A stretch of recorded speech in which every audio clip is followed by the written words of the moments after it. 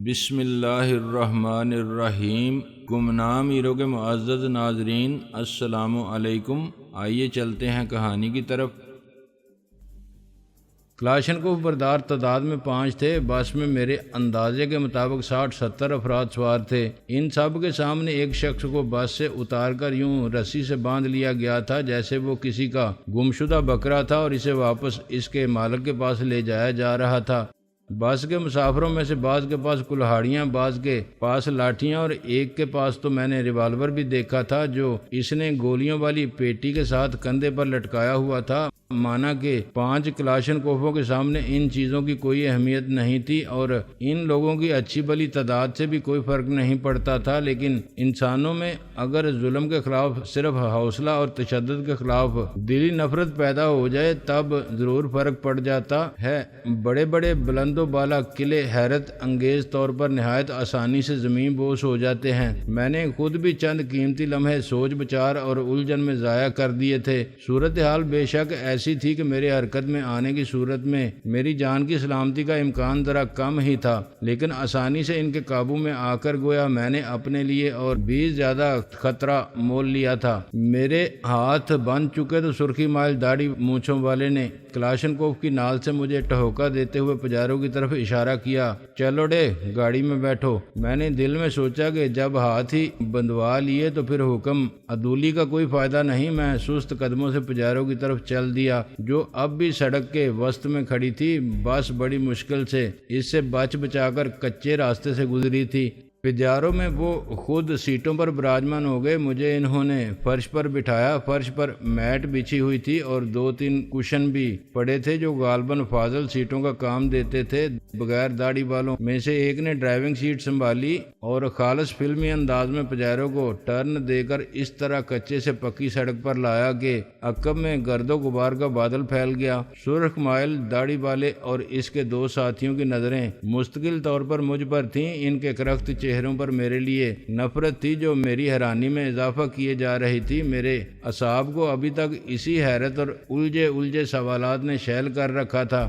آخر وہ لوگ کون تھے اور بری باس میں سے انہوں نے مجھے ہی کیوں منتخب کیا تھا؟ وہ تصویر کس کی تھی اور ان کے پاس کہاں سے آئی تھی جس میں انہوں نے میری مشابہت تلاش کر لی تھی؟ کیا وہ لوگ ریڈ ڈاٹ کے اشاروں پر چلنے والوں میں سے تھے؟ کیا ان دور افتادہ آبادیوں میں بھی ریڈ ڈاٹ کی رسائی تھی؟ کیا ان کا نیٹ ورک اتنا مضبوط اور وسیع تھا کہ وہ جب اور جہاں چاہتے ناکہ بندی کرا کے اپنے مطلوبہ شخص کو پکڑ سکتے تھے؟ خواہ وہ کتنا ہی حلیہ بدل لیتا، شکل و صورت میں کتنی ہی تبدیلیاں لے آتا، یہ کام تا حد نظر پھیلے ہوئے بے گراں سمندر میں سے کوئی مخصوص مچھلی پکڑنے کو مترادف تھا، اور آج تک یہ ہماری پولیس یا دوسری طاقتوں کے لیے تو ممکن نہیں ہو سکا تھا۔ فرد واحد تو کیا، پورے گروہ کے گروہ ان کے جانے پہچانے راستوں سے گزرتے ہوئے غائب ہو جاتے تھے، بلکہ بعض اوقات ملک سے بھی فرار ہو جاتے تھے اور ان کے ہاتھ نہیں آتے تھے۔ جو لوگ مجھے پکڑ کے لے جا رہے تھے وہ بظاہر تو ریڈ ڈاٹ کے آدمی معلوم نہیں ہوتے تھے، لیکن اس ضمن میں یقین سے کچھ کہا بھی نہیں جا سکتا تھا۔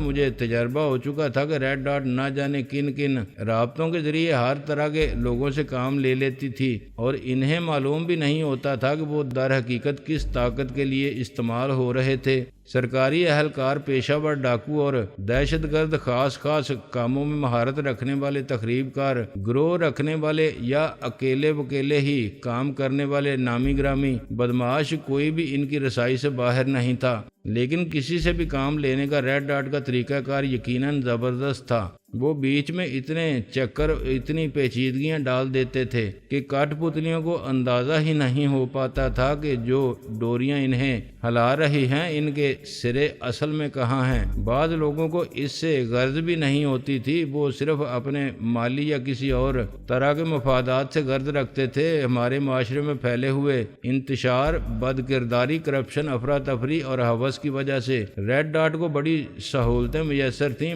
باس 2 نے مجھ سے بات کرتے ہوئے ذکر کیا تھا کہ 3 ملکوں میں کام کرنا انہیں بہت آسان محسوس ہوا تھا، پاکستان، بنگلہ دیش اور انڈیا۔ میں اس کا مطلب بخوبی سمجھ سکتا تھا۔ یہ لوگ جو مجھے پکڑ کر لے جا رہے تھے، اگر ان کی ڈوریاں بھی بہت پیچھے کہیں در حقیقت ریڈ ڈاٹ ہی کے ہاتھ میں تھیں تو میرے لیے یہ بڑی مایوس کن صورتحال تھی۔ اس کا مطلب تھا کہ میری بھاگ دوڑ، میری تمام کوششیں بیکار تھیں۔ میرا یہ سوچنا فضول تھا کہ میں کسی بہت ہی عام اور مخلوق الحال سے شخص کا روپ دھار کر انسانوں کے سمندر میں کہیں گم ہو سکتا ہوں، تو گویا ایک لامتناہی جال میں تھا، جتنا چاہے بھاگ لیتا، مجھے بہرحال جال میں ہی رہنا تھا۔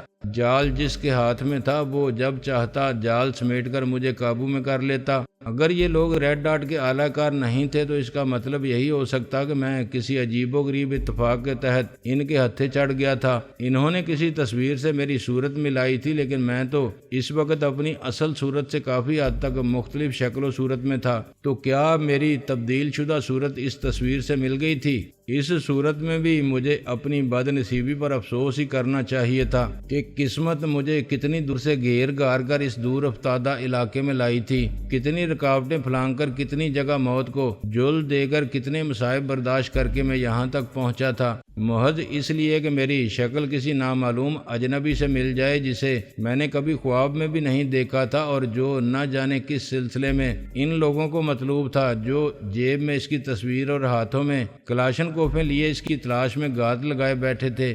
پجارو کاند کوٹ کو پیچھے چھوڑتی ہوئی اس ناہموار اور تنگ ہائی وے پر فراٹیں برتی جا رہی تھی، جس سے ہائی وے کہنا خاصا مضحکہ خیز معلوم ہوتا تھا۔ وہ پانچوں بھی اپنی اپنی جگہ سوچ میں ڈوبے دکھائی دے رہے تھے۔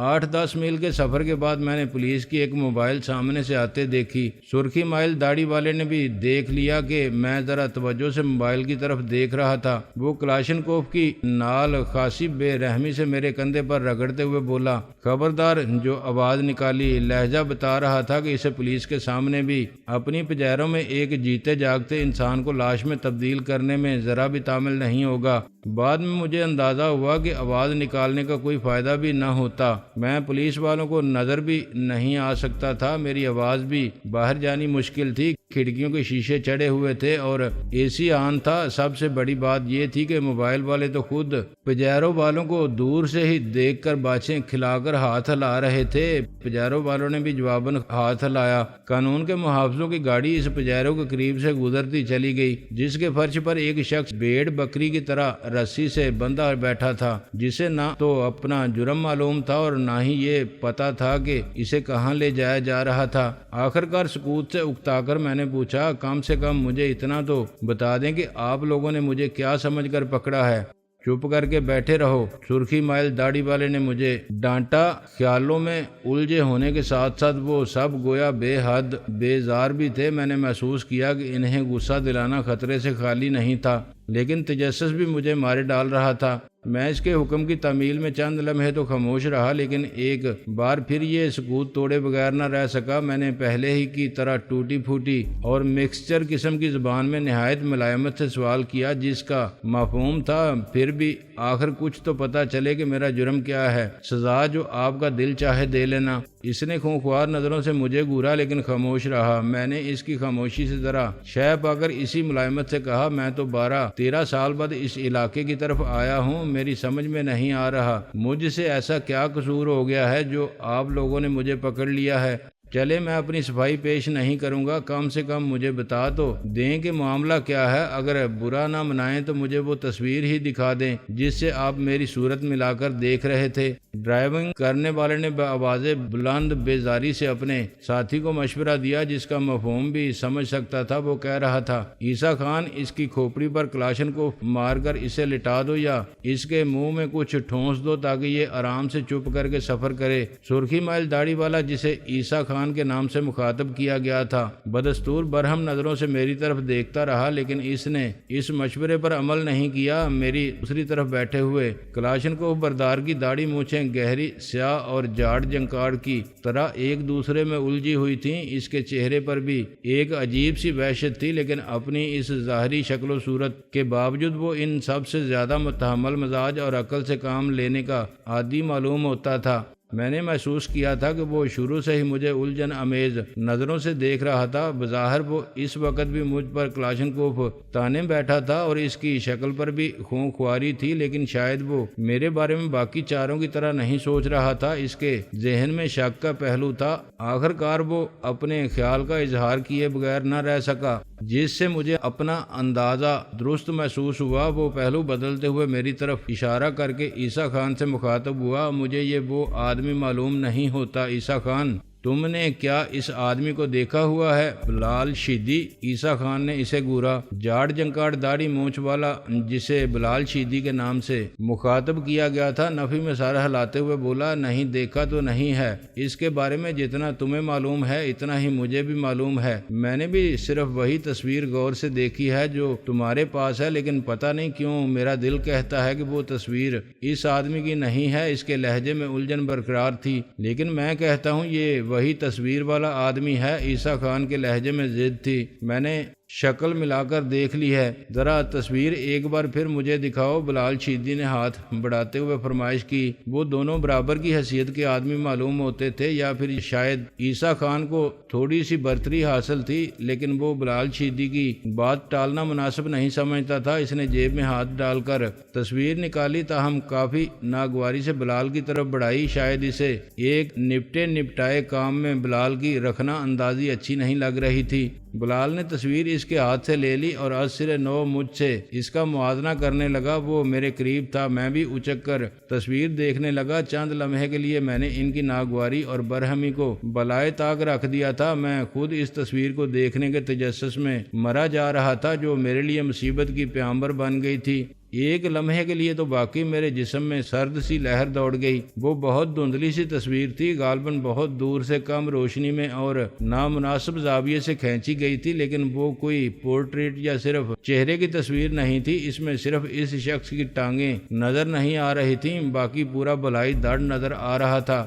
وہ شخص خاصے جنگجویانہ ایکشن میں تھا، اس کے ہاتھوں میں کوئی خوفناک قسم کی سب مشین گن تھی اور وہ اس سے گولیاں چلا رہا تھا۔ تصویر بہت ہی دھندلی تھی، لیکن جس حد تک بھی ممکن ہو سکا تھا اسے انلارج کیا گیا تھا اور اس میں چہرہ کافی حد تک قابل شناخت لگ رہا تھا۔ اس میں کوئی شک نہیں تھا کہ چہرہ کافی حد تک مجھ سے مشابہ تھا، لیکن یہ مشابہت ان تبدیلیوں کی وجہ سے پیدا ہوئی تھی جو میک اپ مین انوار نے میرے چہرے پر کی تھیں، جن میں سب سے نمایاں وہ سیاہ پٹی نما مونچھیں اور باریک رخسار کے ابھار پر نظر آنے والا موٹا سا مسا تھا۔ بال چھوٹے ہونے اور دوسری چھوٹی موٹی تبدیلیوں سے بھی مشابہت پیدا ہونے میں مدد ملی تھی۔ اگر میں اپنی اصل شکل و صورت اور اصل حلیے میں ہوتا تو اس تصویر سے بالکل مختلف دکھائی دیتا، لیکن ظاہر ہے انوار نے یہ جان بوجھ کر نہیں کیا تھا۔ اس نے تو شاید خواب میں بھی اس شخص کو نہ دیکھا ہو۔ اس کے علاوہ اسے تو یہ بھی معلوم نہیں تھا کہ میں کس طرف جاؤں گا، کس علاقے کا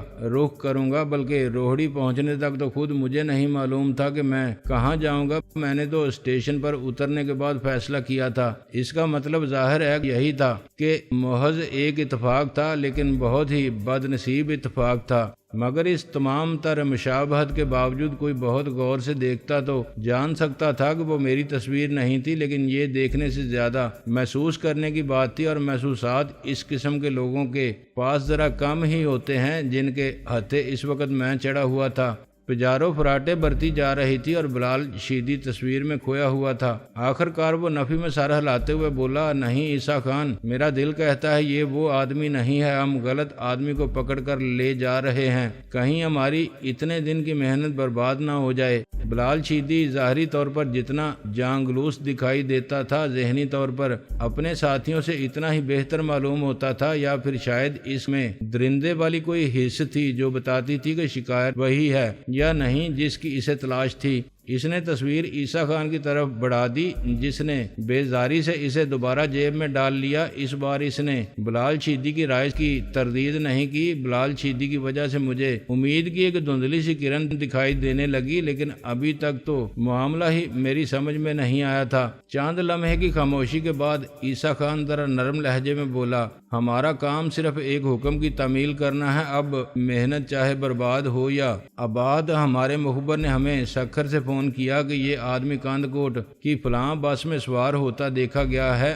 یہ ہماری خوش قسمتی تھی کہ ہم اس وقت کاند کوٹ میں ہی موجود تھے اور ہم نے ناکہ لگا کر اس کو پکڑ لیا۔ ہمارے پاس بھی اس کی صرف یہی تصویر ہے اور ہمارے مخبروں کے پاس بھی۔ ہم نے شکل ملا کر دیکھ لی ہے، تصویر اس آدمی ہی کی لگتی ہے۔ اب ہم اسے لے جا کر نواب صاحب کی خدمت میں پیش کر دیں گے، وہ خود ہی فیصلہ کریں گے کہ انہیں یہی آدم چاہیے تھا یا کوئی اور۔ اگر وہ حکم کریں گے کہ یہ صحیح آدمی نہیں ہے، صحیح آدمی پکڑ کر لاؤ، تو ہم دوبارہ تلاش میں نکل جائیں گے، مخبر بھی دوبارہ چاروں طرف پھیل جائیں گے۔ اس وقت تک اصل آدمی علاقے سے بلکہ ملک سے ہی نہ نکل جائے۔ بلال شیدی پرخیال انداز میں داڑھی میں انگلیاں پھیرتے ہوئے بولا، یہ سوچنا ہمارا نہیں، بڑوں کا کام ہے جن کی کھوپڑی میں تم سے بھی زیادہ عقل ہے۔ ہم تو چھوٹے لوگ ہیں، ہمیں جتنا کام بولا جاتا ہے وہ ہم کر دیتے ہیں۔ عیسیٰ خان نے ناگواری سے جواب دیا، تاہم اس کے لہجے میں اب پہلے جیسی خونخواری نہیں رہی تھی۔ باقی تینوں بھی خاموش تھے۔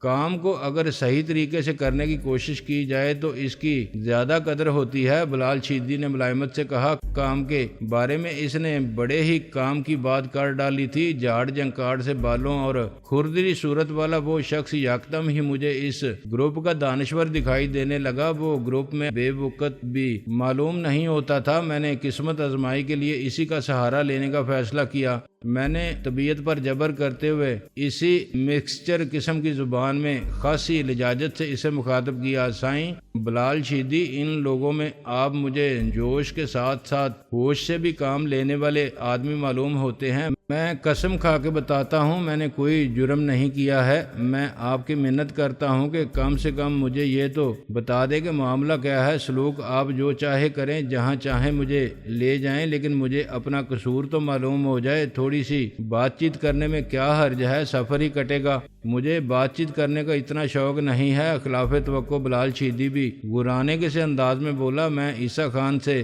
صرف اس لیے بحث کر رہا ہوں کہ مجھے کسی گڑبڑ کا احساس ہو رہا ہے۔ ہم سے کوئی گڑبڑ ہو گئی ہے، لیکن یہ مت سمجھنا کہ مجھے تم سے کوئی خاص محبت ہو گئی ہے۔ اتنا ہی غنیمت تھا کہ اسے گڑبڑ کا احساس تو تھا، اس کی محبت کی تو مجھے بھی کوئی خاص ضرورت نہیں تھی۔ ایک خفیف سا اطمینان مجھے یہ بھی ہوا تھا کہ ان کا ریڈ ڈاٹ سے کوئی تعلق معلوم نہیں ہوتا تھا۔ مجھے کاند کوٹ کی طرف آتے وقت لاشعوری طور پر جس خفیف اور مبہم سے خطرے کا احساس لاحق رہا تھا، شاید وہ خطرہ میرے تعاقب میں نہیں تھا بلکہ مجھ سے آگے میرا منتظر تھا۔ شاید میری نامعلوم حص مجھے اسی کے بارے میں خبردار کر رہی تھی، لیکن میں اس دھندلے اور موہوم پیغام کو سمجھنے سے قاصر رہا تھا، ورنہ میں اپنا روٹ بدل کے کسی اور طرف کو نکل جاتا تو اس مصیبت میں پھنسنے سے بچ جاتا۔ آپ کو بالکل صحیح احساس ہو رہا ہے سائیں بلال شیدی۔ میں نے ہمت نہ ہاری اور بات جاری رکھی، آپ سے گڑبڑ ضرور ہو گئی ہے اور مجھے آپ کی وہ بات بڑی اچھی لگی ہے کہ انسان کام کو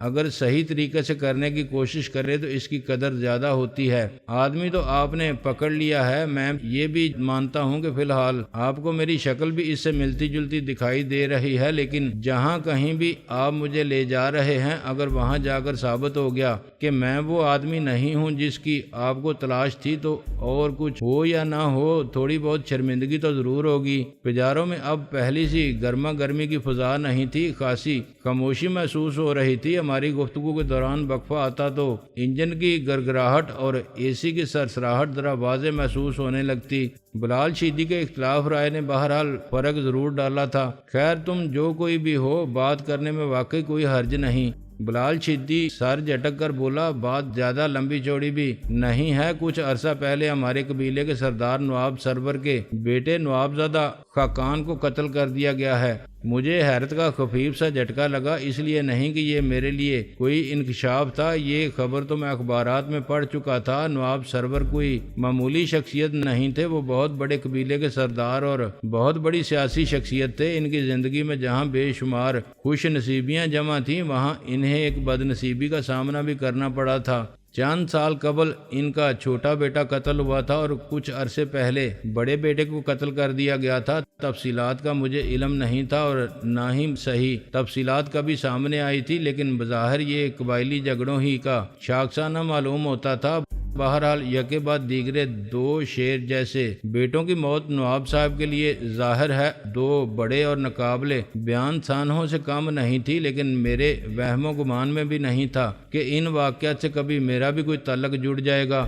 بلال شیدی بات جاری رکھتے ہوئے بولا، قاتلانہ حملہ بازار میں ہوا تھا، قاتل 3 تھے، انہوں نے بڑے بازار میں نوابزادہ صاحب اور ان کے گارڈز پر فائرنگ کی تھی۔ نوابزادہ صاحب کے ساتھ 2 گارڈز بھی مرے تھے، 2 قاتل پکڑے گئے ہیں اور پولیس کے قبضے میں ہیں، لیکن ہمیں جب بھی موقع ملا ہم خود انہیں سزا دیں گے۔ ہمیں پولیس تھانے کچہریوں سے اپنے معیار کے مطابق انصاف ملنے کی امید نہیں۔ وہ ایک لمحے کو خاموش ہوا تو میں نے ملائمت سے کہا، لیکن اس معاملے سے میرا کیا تعلق؟ تیسرا آدمی جو غائب ہو گیا تھا ابھی تک پکڑا نہیں گیا ہے۔ بلال شیدی بولا، ان تینوں کے پیچھے جو اصل لوگ ہیں ہم ان سے بھی نمٹ لیں گے، لیکن پہلے اس تیسرے آدمی کا پکڑا جانا ضروری ہے۔ ہمارے پاس جو تصویر ہے اسی کی ہے، ہمارے سینکڑوں آدمی اس تصویر کی کاپیاں لے کر ان علاقوں میں پھیلے ہوئے ہیں جہاں اس آدمی کے رپوش ہونے کی امید ہو سکتی ہے۔ ہم اس وقت کاند کوٹ میں ایک زمیندار کے گھر تھے جب سکھر سے ہمارے ایک مخبر کا فون آیا کہ اس آدمی کو اس نمبر کی بس میں سوار ہوتے دیکھا گیا ہے، اس نے کاند کوٹ کا ٹکٹ لیا ہے۔